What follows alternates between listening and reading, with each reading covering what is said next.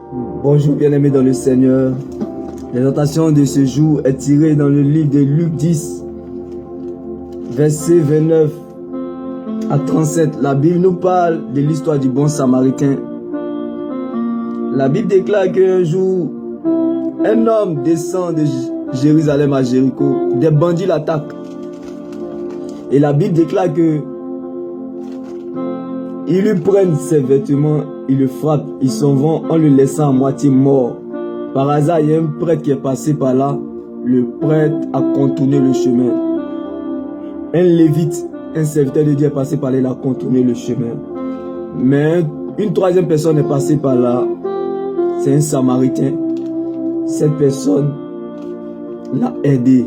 Cette personne s'est occupée de lui.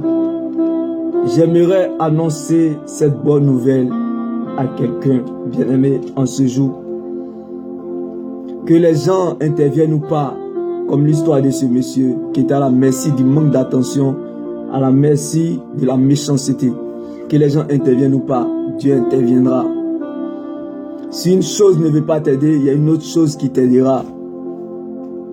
Dieu est capable et peut ordonner à quelqu'un que tu n'as jamais vu, afin de faire pour toi ce que les gens qui t'ont déjà vu n'ont jamais pu faire pour toi. Je te rappelle en ce jour, par ce thème, Dieu est capable et peut ordonner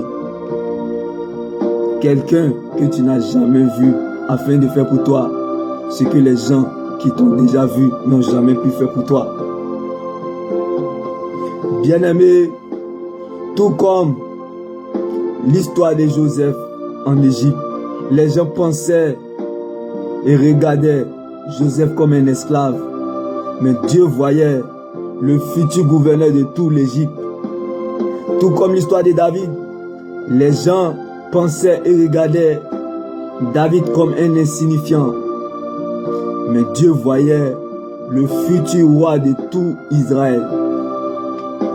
J'aimerais annoncer cette bonne nouvelle à quelqu'un. Dieu est capable et peut ordonner à quelqu'un que tu n'as jamais vu, afin de faire pour toi ce que les gens qui t'ont déjà vu n'ont jamais pu faire pour toi.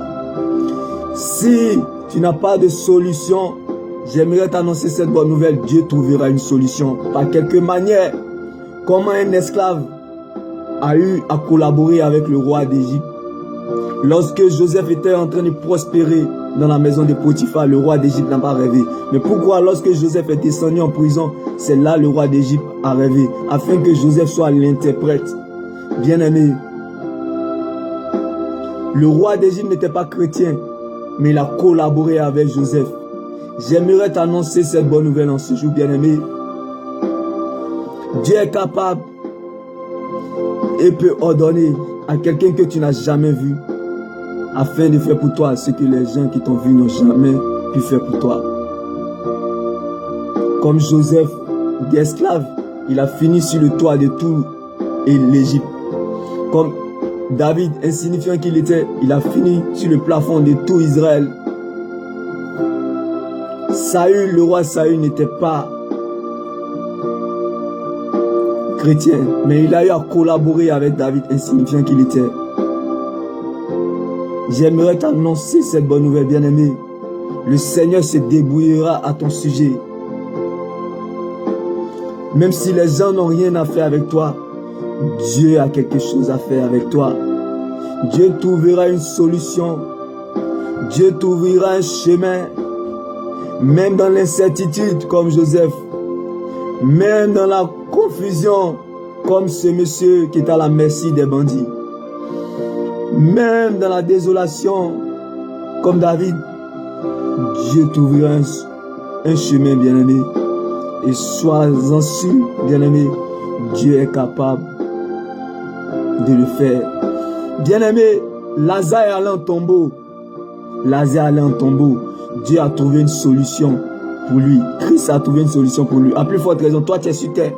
Dieu trouvera une solution pour toi, bien-aimé. Lazare était décomposé, mais Jésus a trouvé une solution pour Lazare afin qu'il ressuscite.